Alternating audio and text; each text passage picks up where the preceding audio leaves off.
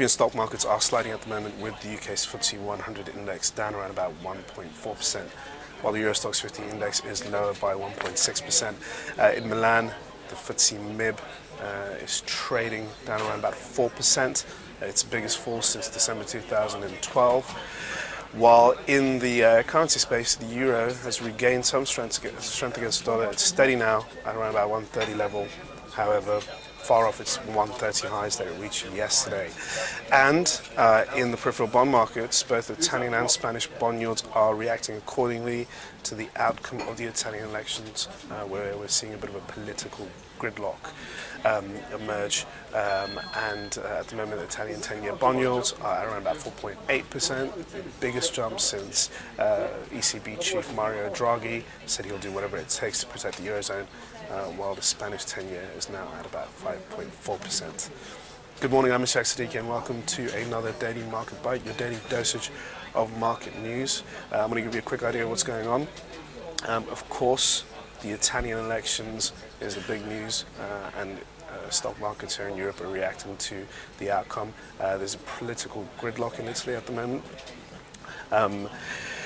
Markets were hopeful ahead of the elections that Bersani from the centre-left will win the majority, taking the lower house and the Senate in a comfortable fashion. That would be the most market-friendly scenario, as his government would be more reform-minded and continue the work of Mario Monti.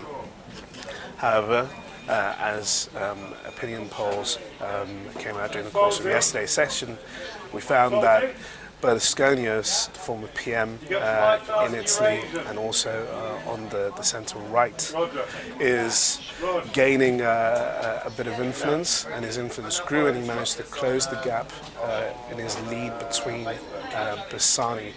Mario Monti only won 10% of the vote, so his political career is coming to an end at the moment.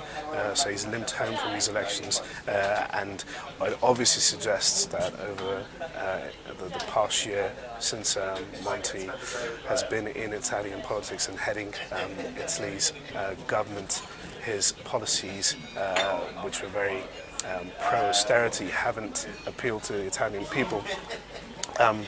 And another opposition leader, Beppe Grillo, former comedian, more on the centre-right, who's looking to put out a referendum which would ask Italians to vote if they want to stay in the EU or not.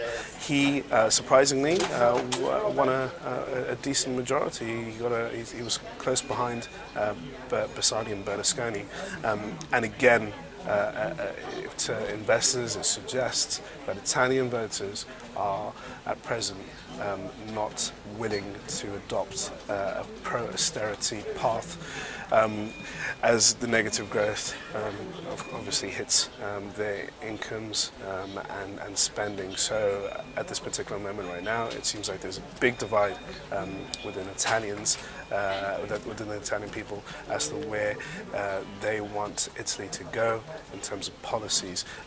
So this political gridlock, the fact that Bersani has won just in the most tightest race, has just won the lower house, but the fact that there's no absolute lead in the Senate leaves Italy in a political gridlock, where investors are now looking for more information out of Italian politicians to know where they're going to take this next. Now, there's a few possible outcomes. Bersani could reach out to Grillo and to make up the numbers in order to gain a majority in the Senate.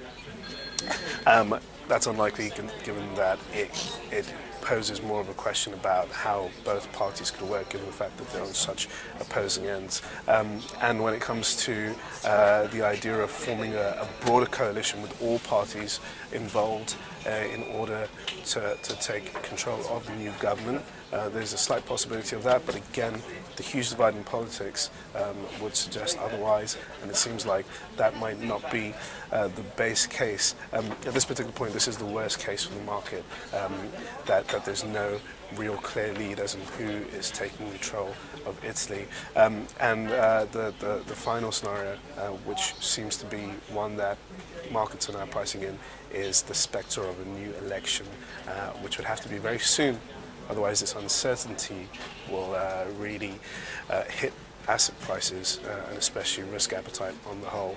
So we're expected to see continued pressure on Italian bond yields. If they breach above that 5% mark, that would raise alarm bells across the Eurozone. May even bring in the ECB to help Italy out with a bailout. At the same time, Spain, if the Spanish 10-year goes above 6%, it will be in the danger zone, and many would believe that that would force the hand of the Spanish government to seek a bailout from the ECB. So the spectres of new elections and bailouts are now on the cards. And moreover, what it does suggest is that even if we do see a reform-minded government in place in Italian politics, taking over the new Italian government, the fact that Italians are so divided on the issue of austerity will only mean that we're going to see a persistent run of civil unrest in Italy, which would mean that political instability in Italy is going to continue for a while.